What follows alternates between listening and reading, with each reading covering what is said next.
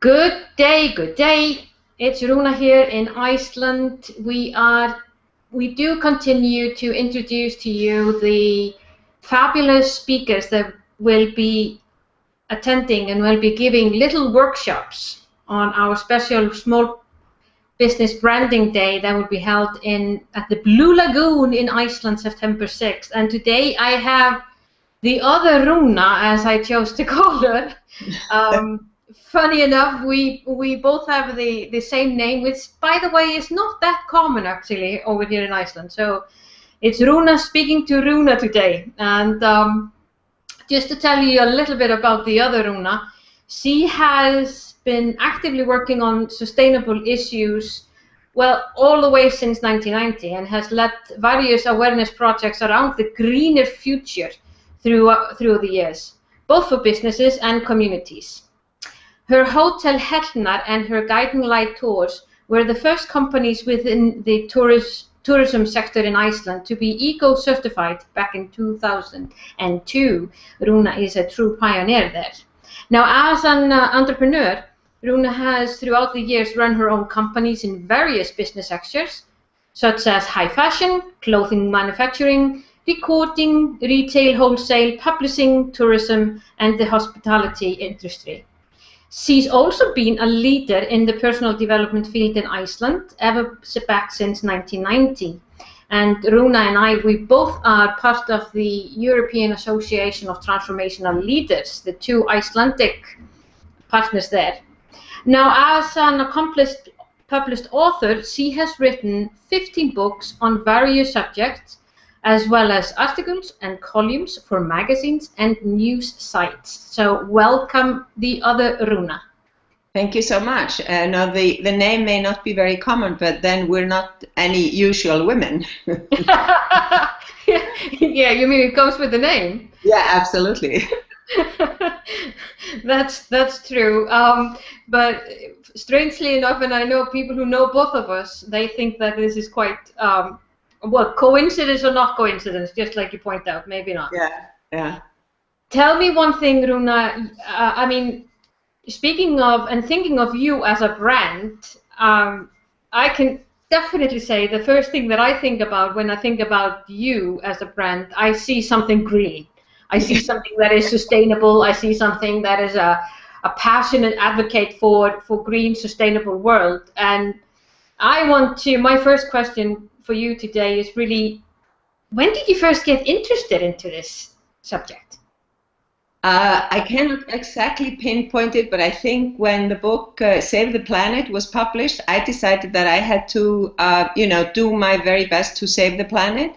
So I started thinking of various ways in which to do that, either with groups or individually. And then for a while I ran the first metaphysical bookstore in Iceland. I tend to do things for 5 to 15 years and then move on to something different. So I ran the first metaphysical bookstore for 5 years in Iceland, and I think I was the first person to celebrate Earth Day on April 22nd by advertising a lot of books about how to, protect the environment. And of course, nobody was interested, so I ended up owning all the books and reading them myself. That kind of, inspired me even more. And then I was lucky enough to meet Bill Mollison. He's an Australian, and he's kind of the father of the permaculture, how should we say, way of growing things and in a sustainable way, and possibly putting up little homesteads or something where you grow your own vegetables and run livestock or breed fish or something. And he came to Iceland in 1994, and I think he kind of lit a fire that has been burning ever since. That I really want to make an effort to change, do my bit and inspire as many people as I possibly can to do theirs. Yeah, so that's what really lightened your fire there in the beginning. Yes. So in your opinion, how does being sustainable affect the business world? It's been slow for the business world to understand that there's money in it, and until the business world understands that, they're going to be acting, in a slow fashion. So it's taken them a long time to see the benefits, but I think today most people see, you usually save money when you run your company according to sustainable practices, because you record more, you check on how much you spent on electricity and such. And I can say, when I started with my company, then I could compare the bills that I paid for electricity the year before, and then the first year it was certified, and I could save, or I saved 20% in electric cost, and that's huge for any business. Yeah. So I think the savings are one thing that businesses will see. And the other thing is that, when I started back in around 2000, people weren't so interested in going green. But today you hear more and more talk of it. And it's almost like people put their businesses in a different niche by having a environmental policy, or advertising on their web pages or their Facebook pages that their business is green. And with added awareness, people will choose that above many other things. And I think, therefore, the sooner you put your business in there, the better it's going to be in the long run for you. Exactly. So speaking of branding, because of our Small Business Branding Day, so the effect that it will have on your brand to be known that your business is a green, sustainable business is then tremendous. I think so. And the other thing is that, for example, of course, I didn't notice so much what the effect was when I was, for example, running my hotel, because when you're running a hotel, you're just, doing your best every day. But when I sold the business, then the buyer had been running other hotels that are not eco-certified. And he discovered, when he went to sell this new property that he all of a sudden had, that because it was eco-certified, he was getting higher paying customers, and he was also getting customers that had not wanted to deal with him in the other hotels. Wow! So he really understood that he was showing really what was unique about his hotel being. Yeah. And I think that he saw the benefits, and he told me, and I think he was very surprised that this could actually bring him clients and customers that, as I say, would stay longer and pay more, which of course is what we all want. Absolutely, absolutely. So and many people find that, like you're saying, growing green is complicated, and therefore they think that that's really not for small businesses.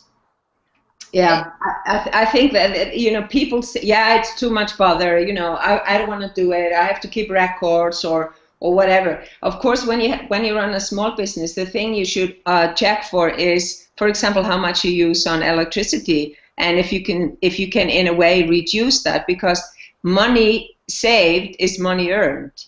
Yeah. And I think we all need to look at it that even though it's a small amount on an annual basis, then it will really add up when you think 5 years into the future. And we need to think at least that far into the future when we're thinking about, for example, running our business and how we want our financial spreadsheet to look like at the end of the year. So money saved is money earned. And then the other part is that once you put something into place, like it may take 3 weeks to get everyone used to, for example, printing on both sides of the page that they're printing on the printer, or using excess paper as scrap or something. It's just little things, but they all add up in the end. And so it's just like to have, let's say, 10 things put down on a piece of paper. That's your environmental policy. This is how you're going to manage your sustainable practices. And then you just start working it. It's just like everything else. Mm-hmm. Like, if you're marketing or something, everyone has to get used to new marketing techniques. And in a while, and I think the wonderful thing is that if a business decides to do this and the staff gets involved, what usually happens is that the staff takes their practices to their home. Yeah, so it does have a ripple effect. And also, when you tell your customers that you're green, they're going to maybe ask questions, they're going to wonder what that means, and you can tell them, and they'll say, yeah, okay, maybe I can do that too. And so we're having a much bigger effect than I believe most people think they're having, because we become a role model. Yeah, yeah. And that's really what even though we're small, with maybe two, even a staff of 2 or 3 or something, then you're affecting these people and they can affect 3 more or something. So it's, in a way, it's a little bit like multi-level marketing. Add on to the life. Yeah, yeah. So really, when you do this, and as a small business owner, no matter how big actually your business is, if you want your current client and your who will then be talking about you, I mean, talking about your word of mouth, if they are talking about you as here's someone who is aware of green sustainable way and is doing it in is part of the brand, then that is already something that is a role model, and I think that's quite cool, like you mentioned. Can you know how does one start implementing environmental policy? First, you make a list of how you want, what does sustainability mean to you? And for example, in some areas, it may mean that you want to hire only local staff, that you're not bringing in staff from other countries, because it also has to do with the social and the cultural thing around you. Yeah. And that you, for example, when I ran the hotel, that I used money annually to put up more signs around the hotel in the area, have educational material for people who came to stay with me, and just continue to be like, let other people that I was doing business with know what I was doing, and that I wanted to buy, I would do business with them if they had the products that were either eco-certified or we could say had the least harmful effect on the environment. And so you kind of make a decision how you want to make the plan, and then you could say, like, you make an environmental management system, which says, like, from now on I only buy eco-labeled office paper, for example. From now on I will turn off all computers at the end of the day because I want to save electricity. Put the electric gadget that you run in your office on an extension cord, and then switch that off at the end of the day. Be aware of how much heat you use. Do you use blinds that keep out the heat, but also keep in the heat in the winter, keep out the cold as well? So all these kind of little things that you just need to assess every area and say, what can you do in each place? And that's why I've gone to businesses to tell them, like, I go and assess the company and I make a list of the things that they can do to start implementing their policy and become green. And I think also, of course, I've been doing this since like the late 1980s, early 1990s. So I'm really aware. And for example, I was buying something from a company the other day, and as a gift, they gave me like a shaker bottle for, a juice or a nutritional drink. Yeah. And the first thing that I noticed was it was made of plastic, and the first thing that I noticed, it said it was BPA free. Now, BPA has been a harmful chemical in plastic, so I looked at it and I said, oh, okay, so they're environmentally conscious. Yeah. Even though I didn't see anything about a sustainability policy or anything, but I just noticed immediately that this told me that at least they were conscious of the fact that they did not want to give away plastic bottles that contain BPA. So I think, just these little things, and people can promote their green practices on their webpage, on their Facebook site. At the end of the year, you can tell people how much electricity you've saved compared to the year before, and how much better you're doing year by year if you continue to do that. How much paper you buy versus what you bought the year before and if it's been reduced. So you can use it to tell your clients and the people you do business with that you're really consciously aware, and it doesn't take so much time. Usually all these numbers are in your bookkeeping anyway, so it's not as if you're going out of your way to do it. You just have to look up the numbers. And it's really interesting. What you're really saying as well is that by measuring it, you are seeing the results. Absolutely. And it's actually interesting because talking to the speakers who will be giving workshops at our Small Business Branding Day at the Blue Lagoon this autumn, Derry was talking about creating business strategy, creating the plan for your business, and I really loved how he was saying it really isn't about business having that normal business plan. It was more about the purpose for it, what you want to see as a result of it, and then Suki was talking about the financial thing of it and the plan there. And now you come along and you talk about the plan as a small business owner that you can do that makes your brand unique by going and thinking of the green issues that affects us all on this planet. So it's interesting to see basically that we are going to be doing, I forgot even Thorana talking about the plan on the social media, the strategy there. I guess that once people leave for that day, they will have a bunch of plans that they can implement instantly in their own business. Yeah, and I think also the thing is that if you can't measure it, you can't manage it. So it has to do with finances, strategy in terms of marketing plans, how much income you're going to make and everything. So if you can't measure it, you can't manage it. So it applies to everything. And I think also the wonderful thing, I've listened to Suki and I've listened to Derry and Thorana, and I know all these people have so much to share. So for any small business owner, they're going to learn so much. It's going to be so beneficial, and they're going to leave the weekend thinking completely differently about their business and their role in the business. In their role in the business, exactly. Can you tell us then your part on the Saturday, the 6th of September? Can you tell us a little bit, what will you give to our audience that day?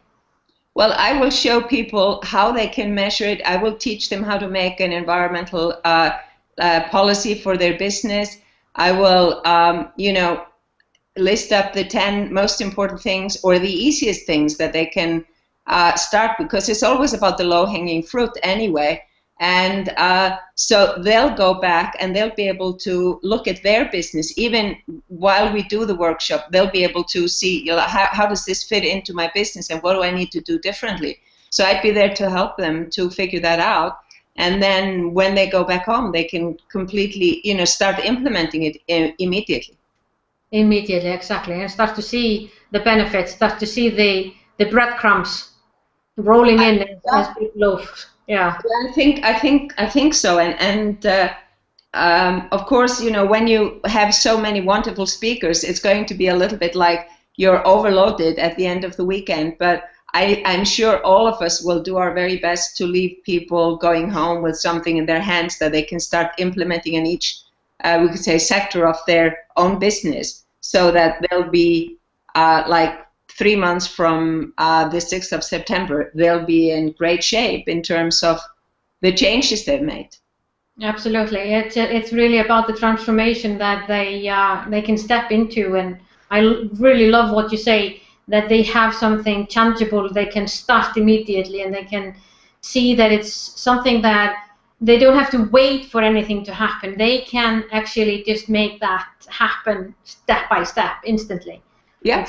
Yeah, which I think that's the most important thing. That's why we actually want to go to events like these, because we don't want to, learn a lot and then need to learn even more to be able to implement it. I think the best thing is that we're going to learn quite a lot, but we're also going to have ways in which to start implementing it almost immediately. Absolutely, absolutely. So, I'm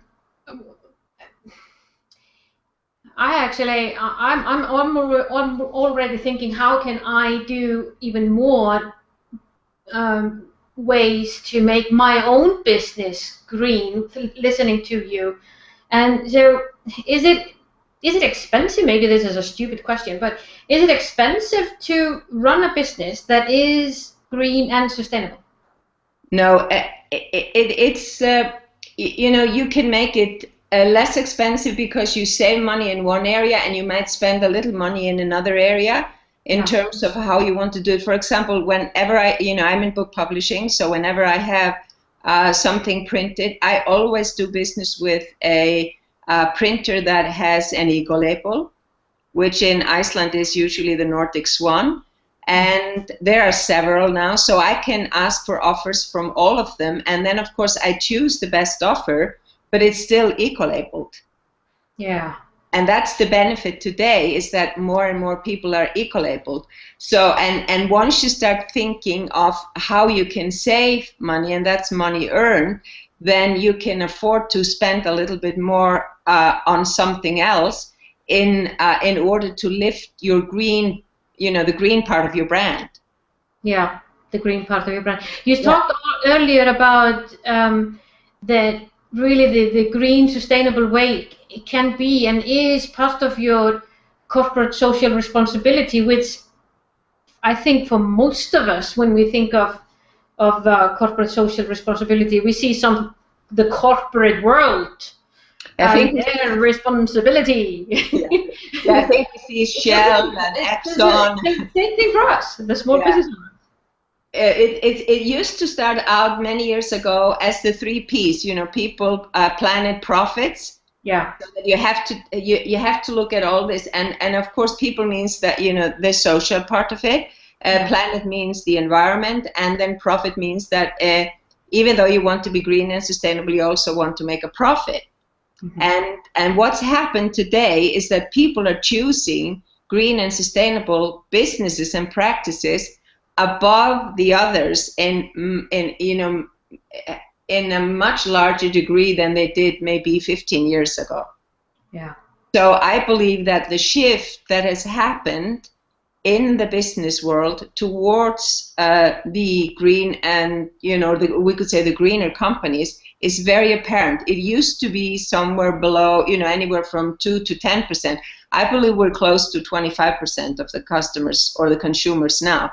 And the more we do ourselves, but also the more we tell our customers what we're doing, mm-hmm. the greater awareness they will have of the fact that we're role models that they may want to copy, but we're also responsible, and that means that they feel they can trust our business much better. Yeah. So wow, which is the ultimate thing for all businesses.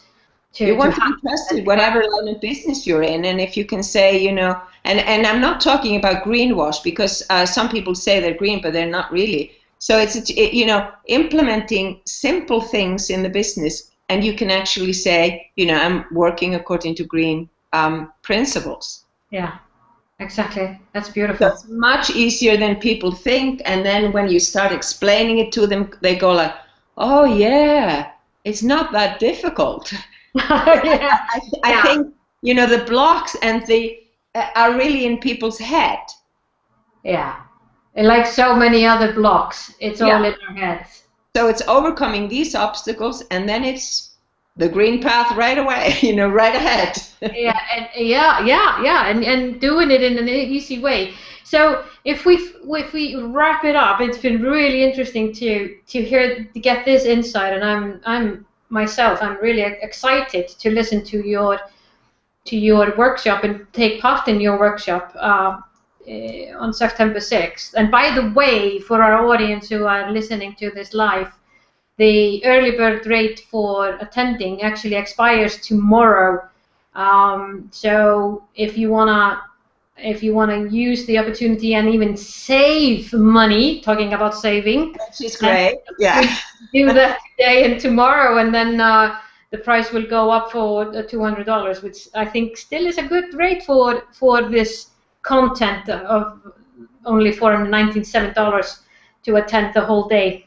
Oh, it's an amazing chance for people to listen to such wonderful teachers who have such a wealth of knowledge that, you know, it's almost like a giveaway. But the thing is that in this case too, it's money saved is money earned. So if you go ahead and book for $297 today, you're saving $200 that you can then use on something else.